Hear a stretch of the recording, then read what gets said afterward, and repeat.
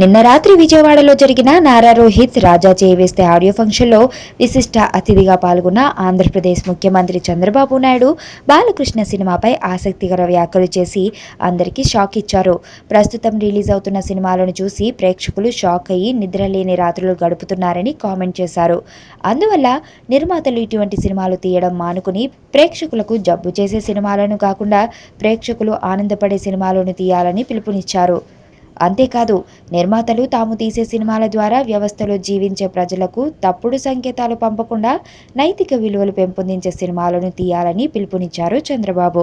అయితే తన బావ బాలకృష్ణ సినిమాలు మట్టుకు అలా ఉండవు అని అంటూ బాలయ్య సినిమాలలో తప్పుడు సంకేతాలు లేకపోవడంతో ప్రేక్షకులు హాయిగా బాలకృష్ణ సినిమాలను చూడవచ్చు అని బాలయ్యను ఆకాశానికి ఎత్తేశాడు చంద్రబాబు.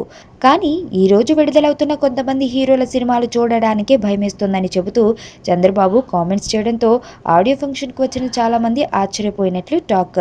మాస్ ప్రేక్షకులను దృష్టిలో పెట్టుకుని మసాలా సినిమాలు చేసే బాలకృష్ణ సినిమాలలో నైతిక విలువలు ఏమి ఉంటాయి అని చంద్రబాబు వ్యాఖ్యలను గుర్తుకు చేసుకుంటూ తమలో తాము కామెంట్ చేసుకున్నట్లు టాక్. బాలకృష్ణ ఈ మధ్య లేటెస్ట్ గా నటించిన డిక్టేటర్ సినిమాలో ఎంత నైతిక విలువలు ఉన్నాయో అర్థం కాక ఈ ఆడియో ఫంక్షన్ కు వచ్చిన వారంతా షాక్ అయ్యారని తెలుస్తుంది. టైం రెండు రకాలు, ఒకటి గుడ్ టైం, రెండు బ్యాడ్ టైం.